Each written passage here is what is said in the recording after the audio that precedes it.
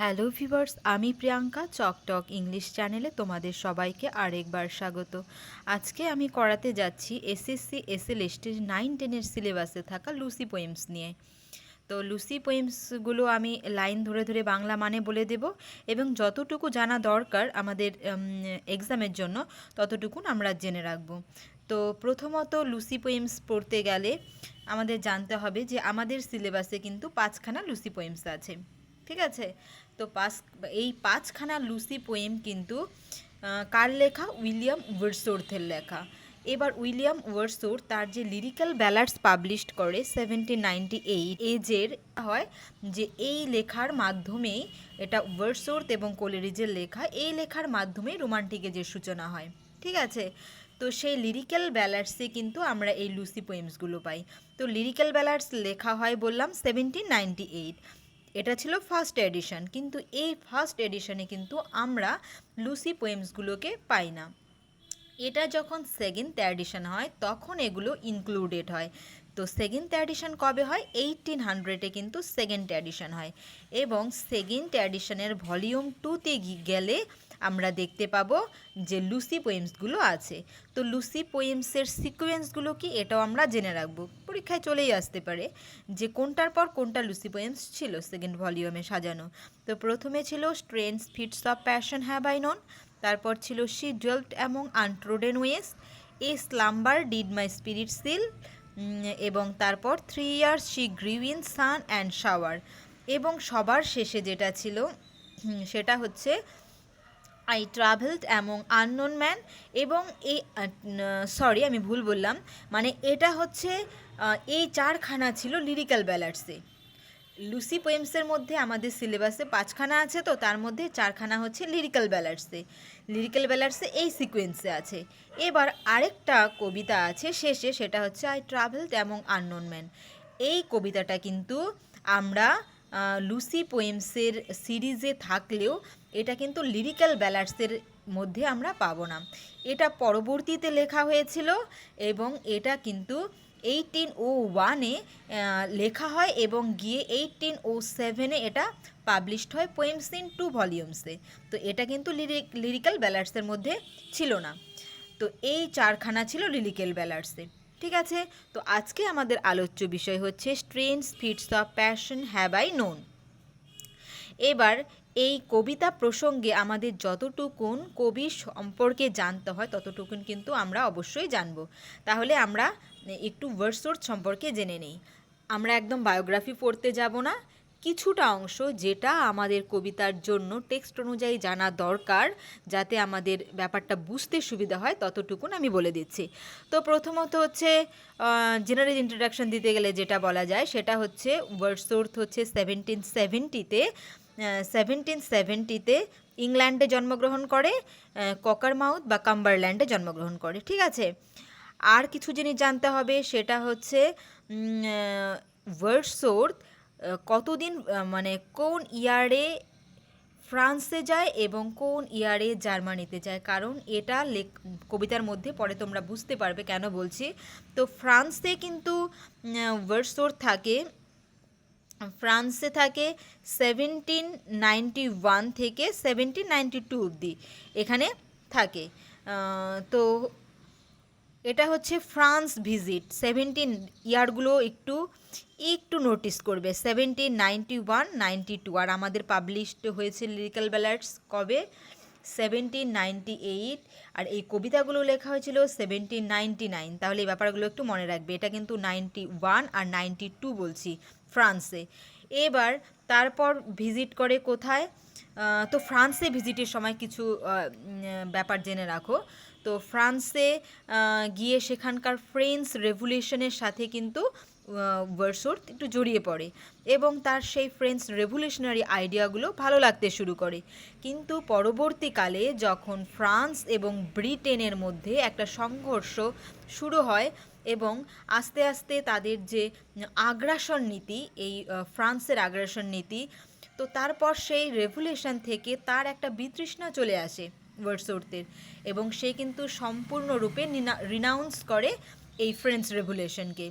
এবং ওই ফ্রান্স এবং ব্রিটেনের যুদ্ধের সময় এবং তার কিছু ফিনান্সিয়াল প্রবলেমের জন্য সে কিন্তু আবার ইংল্যান্ডে ফিরে আসে এবং ফ্রান্সে থাকাকালীন তার সেখানকার মানে রয়্যাল ফ্যামিলির একজন মানে একজন মহিলার সাথে তার কিন্তু রিলেশন হয়। তার নাম হচ্ছে অ্যানেটে ভ্যালেন। তার সাথে কিন্তু রিলেশনশিপ হয় এবং তাদের একটা মানে মেয়েও হয়েছিল। তারপর কিন্তু ওয়ার্ডসওয়ার্থ ফিরে আসে। তাহলে এটা হচ্ছে তার ফ্রান্স ভিজিটের গল্প গেল। তারপর পরবর্তীতে তিনি কিন্তু আবার তার যে বোন, ওয়ার্ডসওয়ার্থের বোন ডরোথি, তোমরা যারা টিন্টার ন্যাবে পড়েছো তারা ডরোথির নাম জেনে থাকবে। তো ডরোথিকে নিয়ে কিন্তু ডরোথি এবং কোলেরিজ এই দুজনের সাথে কিন্তু আবার কোথায় যায়, সেটা হচ্ছে জার্মানিতে যায়। ইয়ারগুলো বলছি একটু নোটিস করবে। তো জার্মানিতে যায়। তারপর তো সেই জার্মানিতে কতদিন থাকে? জার্মানিতে থাকে কিন্তু 1798 থেকে 1799 অবধি। তার মানে বুঝতে পারছো এই ডেটগুলো কেন আমি বলছি নোটিস করতে, 98 থেকে 99। তার মানে এই সময় কিন্তু লিরিক্যাল ব্যালাডসের যে লুসি পোয়েমসগুলো আছে এই সময়তে কিন্তু লেখা হয়েছিল 99। তার মানে জার্মানিতে থাকাকালীন লিখেছিলেন। এবার বললাম যে একটা কবিতা আছে যেটা ওই লিরিক্যাল ব্যালাডসে পাবলিশ না হয়ে পরবর্তীতে পোয়েমস ইন 2 ভলিউমসে পাবলিশড হয়, ট্রাভেলড অ্যামং আননোন ম্যান।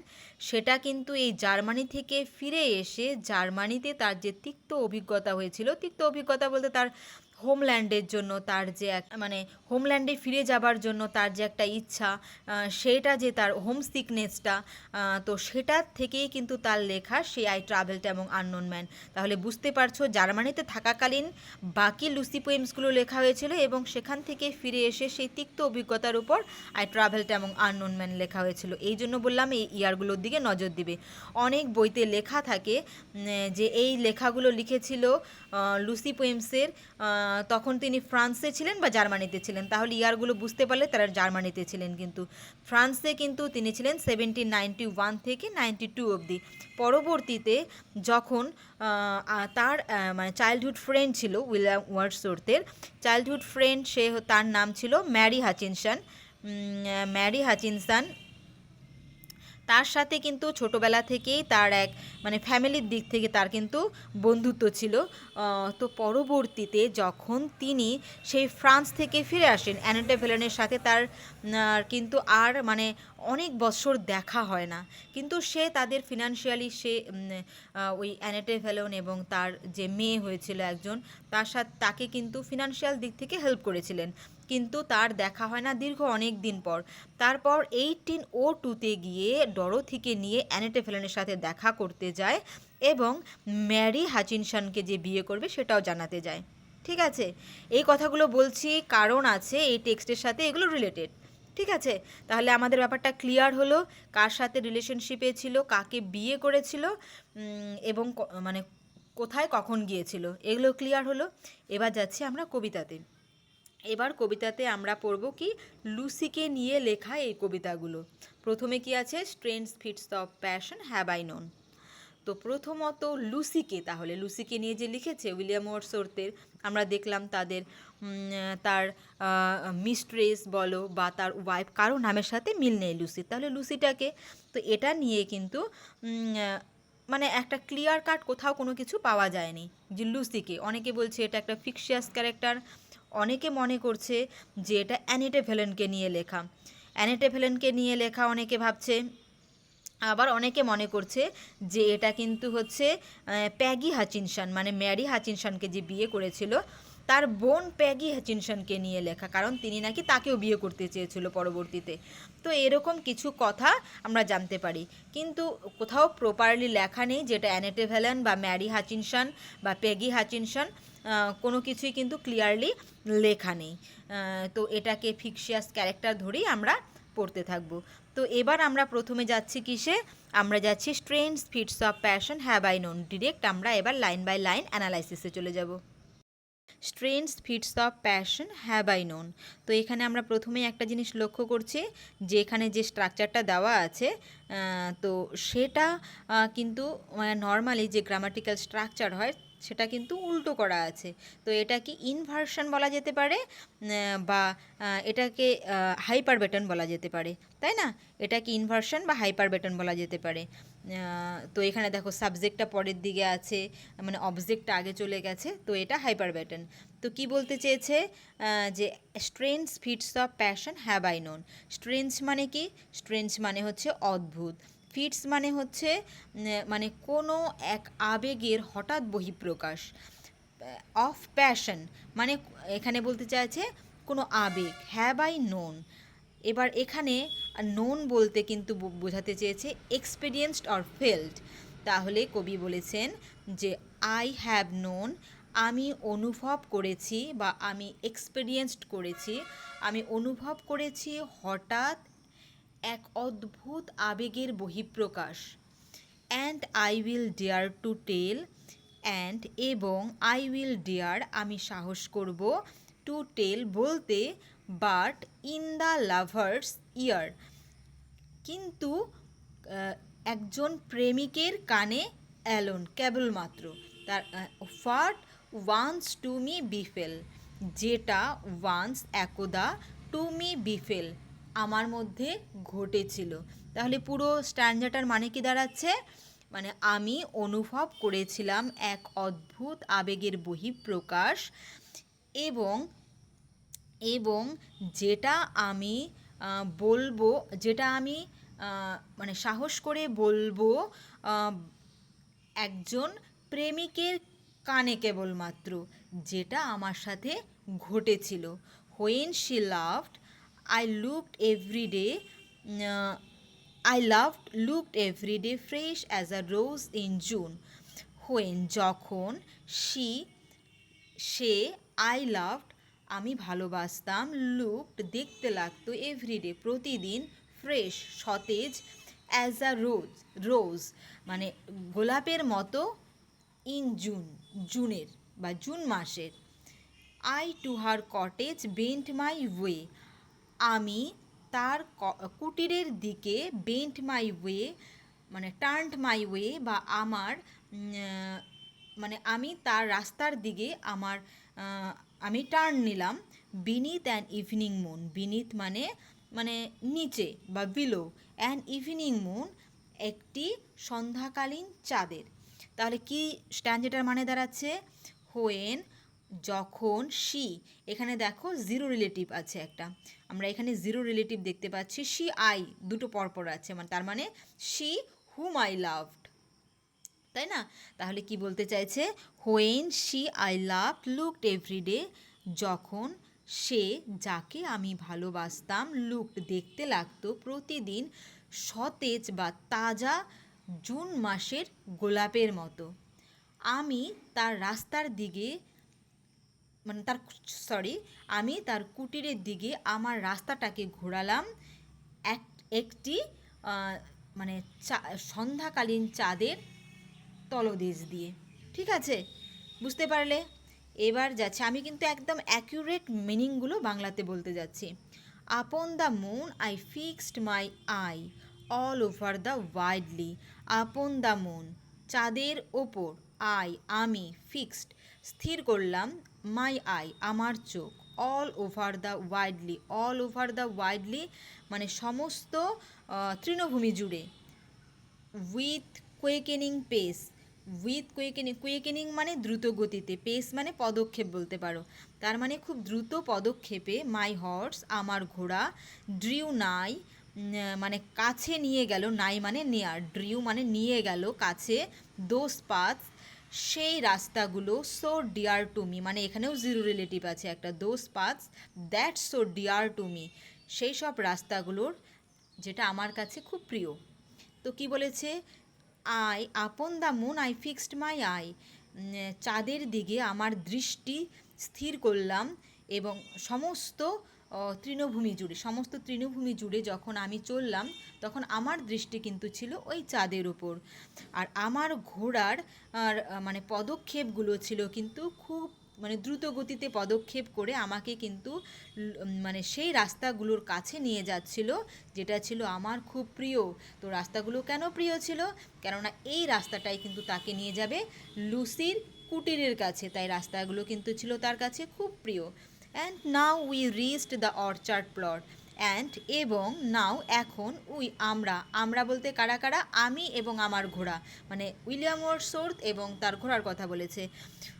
আমরা রিচড পৌঁছলাম দ্য অর্চার্ড প্লট, সেই ফলের বাগানে। অ্যান্ড এবং as we climb the hill, যেহেতু আমরা ক্লাইম্বড মানে চড়লাম, দ্য হিলে পাহাড়ে চড়লাম, দ্য সিঙ্কিং মুন যে ডুবন্ত চাঁদ, টু লুসি স্কট কেম নেয়ার, লুসির কুটিরের কাছে কিন্তু কেম নেয়ার চলে আসলো, অ্যান্ড নেয়ার স্টিল এবং আরও কাছে চলে এলো। তাহলে কি, এবং এখন আমরা ফলের বাগানে পৌঁছলাম, এবং তারপর যেহেতু আমরা পাহাড়ের দিকে উঠলাম, তাই কি হচ্ছিল, সেই যে ডুবন্ত চাঁদটা মনে হচ্ছিল লুসির কুটিরের আরও কাছে চলে আসছে। যত আমরা উপরের দিকে উঠছিলাম, তাহলে চাঁদটা কি মনে হবে, চাঁদটা নিচের দিকে নামবে, ডুবন্ত মনে হবে, এবং সেটা কি মনে হচ্ছিল, লুসির কুটিরের কাছে চলে যাচ্ছে। এবার কি, ইন ওয়ান অফ দো sweet dreams I slept, in one of দো সুইট ড্রিমস সেই সুন্দর, সেই মিষ্টি স্বপ্নগুলোর মধ্যে, আই স্লেপ্ট আমি ঘুমিয়েছিলাম, কাইন্ড নেচার্স দয়ালু, নেচার্স জেন্টলেস্ট বুন প্রকৃতির এক মৃদু আশীর্বাদ, অ্যান্ড অল দ্য হোয়াইল এবং অল দ্য হোয়াইল মানে অল দ্য টাইম সব সময়, মাই আইস আমার চোখ, আই কেপ্ট আমি রাখলাম, অন দ্য ডিসেন্ডিং মুন ওই মানে ডুবন্ত চাঁদের ওপর। তাহলে কি দাঁড়াচ্ছে, মানে আমি মানে স্বপ্নের মধ্যে, মানে এক সুন্দর মিষ্টি স্বপ্নের মধ্যে আমি ঘুমিয়েছিলাম বলতে ঘুমিয়ে ঘুমিয়ে তো আর ঘোড়া চালানো যাবে না, তাহলে কি ঘুমিয়েছিলাম বলতে তার এটা একটা ছিল রেভারি, মানে দিবা স্বপ্ন। সে এতটাই মোহিত হয়েছিল, সে লুসির কুটিরে যাচ্ছে, লুসির সাথে দেখা করবে বা এইসব ব্যাপারে এতটাই মোহিত হয়েছিল যে সেটাকে সে বলছে, আমি একটা ঘোরের মধ্যে ছিলাম, আমি একটা স্বপ্নের মধ্যে ছিলাম, যেটা বর্তমান সমস্ত রকম চিন্তা ভাবনা, সমস্ত রকম অ্যাংজাইটি, সমস্ত মানে কষ্ট দুঃখ সব কিছুকে কিন্তু ভুলিয়ে রেখেছিল। তাই এটা একটা নেচারের কি, এটা কিন্তু নেচারের একটা আশীর্বাদ। আমি মানে এমন একটা মানে মোহাবিষ্ট হয়েছিলাম ওই সময়টা, সেটাকে সে ড্রিমের সাথে তুলনা করেছেন। এবং তারপর কি বলেছে, সমস্ত রাস্তাটা কিন্তু আমি ওই ডুবন্ত চাঁদের দিকেই দৃষ্টি রেখেছিলাম। তারপর কি আছে পরের স্ট্রাঞ্জাতে, my horse moved on, my horse আমার ঘোড়া মুভড অন চলতে লাগলো, হুপ আফটার হুপ, হুপ মানে হচ্ছে ঘোড়ার খুর, তো এখানে কি হবে, হুপ আফটার হুপ মানে স্টেপ বাই স্টেপ কিন্তু আমার ঘোড়া চলছিল। হি রেস্ট সে উঠছিল, অ্যান্ড নেভার স্টপ এবং কখনোই থামেনি। When down behind the cottage roof at once the bright moon dropped, যখন ওই বিহাইন্ড দ্য কটেজ রুফ সেই কুটিরের ছাদের পেছনে, অ্যাট ওয়ান্স সেই সময়, at the bright moon dropped ওই উজ্জ্বল যে চাঁদ ছিল সেটা ডুবে গেল। মানে এখানে বলতে চাইছে, যখন আমার ঘোড়া স্টেপ বাই স্টেপ যাচ্ছিল, দ্রুত গতিতে যাচ্ছিল, এবং সে যে উঠছিল উপরের দিকে, সে পাহাড়ের দিকে উঠছিল, এবং সে কিন্তু তারপর কখনোই থামেনি। সে তারপর কি করলো, যেই কটেজের কাছে গেল, তখন দেখতে পেল যে কটেজের তাদের যে লুসির যে কুটির আছে, সেই কুটিরের ছাদের পেছনে কিন্তু সেই উজ্জ্বল চাঁদটা কিন্তু ডুবে যাচ্ছে, মানে ডুবে গেল তখন, যখন তারা ওই যাচ্ছিল, যতটা কাছে যাচ্ছিল ততই মনে হচ্ছিল যে ডুবে যাচ্ছে। এবার যখন একদম কাছে পৌঁছে গেল, তখন কি দেখলো, যে চাঁদটা, সেই উজ্জ্বল চাঁদটা কিন্তু ডুবে গেছে। এবার এখান থেকে তোমাদের বুঝতে হবে কয়েকটা জিনিস। প্রথমত মনে হচ্ছে যে এখানে চাঁদ এবং কবি যেন কম্পিটিশন করছে কে আগে কুটিরের কাছে পৌঁছায়। যত পাহাড়ের দিকে উঠছিল কবি দ্রুত গতিতে, তত চাঁদটাও কি হচ্ছিল, কুটিরের কাছাকাছি যাচ্ছিল। এবার যেই ব্রাইট মুন ছিল, যেই ব্রাইট মুনটা ডুবে গেল, তখন কি হবে, অন্ধকার চলে আসবে। এবার যেই অন্ধকার চলে আসলো, এবার কবির মনে কিন্তু একটা খারাপ চিন্তা চলে আসবে যে এটা হতে পারে লুসির সাথে, বা খারাপ মানে ডার্কনেস মানেই কি, সেটা একটা কি খারাপ কোনো কিছুর নির্দেশ করে। তো সেরকম কিন্তু কবির মনেও আসছে। কি বলছে, what fond and wayward thoughts will slide into a lover set. What কি ফন্ট মানে বলতে পারো বোকা বোকা, মানে এখানে ফুলিশ বোঝাতে চাইছে। কি বোকা বোকা, এবং ওয়ার্ড মানে খামখেয়ালি বা ক্যাপ্রিশিয়াস, খামখেয়ালি থটস চিন্তা ভাবনা, উইল স্লাইড মানে ভিড় করে আসছে, ইনটু লাভার সেট একজন প্রেমিকের মাথায়। O mercy to myself I cried, O mercy to myself I cried, আমি নিজে নিজেই চিৎকার করলাম আর কি বললাম, O mercy if Lucy should be dead, যদি লুসি মারা যায়, এরকম চিন্তা করছে। মানে এখানে দেখো কি বোঝাতে চাইছে কবি, যে তুমি যাকে ভালোবাসো তার সম্পর্কে যেমন তুমি ওই মহাবিষ্ট হয়ে যেমন লুসির কথাই ভাবছিল স্বপ্নের মতো করে, তেমনই যেই চাঁদটা ডুবলো, অন্ধকার চলে এলো, এবার তার মাথায় কি মনে হচ্ছে, যেহেতু সে লুসিকে ভীষণ ভালোবাসে, তাই তার মাথায় আসছে যে চাঁদটা কেন ডুবে গেল, এটা কি কোনো একটা খারাপ ইঙ্গিত দিচ্ছে যে আমি কি গিয়ে দেখব যে লুসি মারা গেছে। তো এইরকম চিন্তাভাবনা কার মাথায় আসে, বলেছে ইন্টু এ লাভার সেট, এরকম খামখেয়ালি এবং বোকা বোকা চিন্তাভাবনা কিন্তু একমাত্র প্রেমিকের মাথায় আসে, কেননা সে ভালোবাসে, যাকে ভালোবাসে তার সম্পর্কেই কিন্তু চিন্তাটা হয়। তো এই ছিল পুরো কবিতাটা। আশা করি তোমরা বুঝতে পেরেছো, ভীষণ সহজ কবিতা, কিন্তু এই সহজ কবিতার মধ্যে কিছু কিছু কোশ্চেন এমনভাবে তুলে দেয় যেটা কিন্তু মানে আনসার করতে গিয়ে কিন্তু গুলিয়ে যায়। প্রথমত যেমন এখানে মাথায় রাখতে হবে কতবার চাঁদ মানে মুন কথাটা কতবার উল্লেখ হয়েছে, তারপর সিকোয়েন্সটা আমাদের মনে রাখতে হবে যে এখানে ব্রাইট মুন কখন বলল, তারপর হচ্ছে কোন সময়ে ডিসেন্ডিং মুন বলল, তারপর দেখো সিঙ্কিং মুন, মুনের কিন্তু অনেকগুলো ভাগ, প্রথমে বলেছে ইভিনিং মুন, তারপর বলেছে সিঙ্কিং মুন, তারপরে বলেছে ডিসেন্ডিং মুন। তো এইগুলো মাথায় রাখতে হবে। সেই কবি যাওয়ার সময় তার রাস্তায় মানে সিকোয়েন্স অনুযায়ী কি কি পার হলো, অর্চার্ড প্লট, হিল, তারপর মেডো, এইগুলো মনে রাখতে হবে। তো ছোটো ছোটো বিষয়গুলো, এইগুলো আমি যখন মক টেস্ট নেব, যারা আমার ব্যাচে পড়বে মক টেস্ট নেব, বা আমি যদি ক্লাস নেই সেই মক টেস্টের মধ্যে এরকম টাইপের কোয়েশ্চেন সেট করে দেব।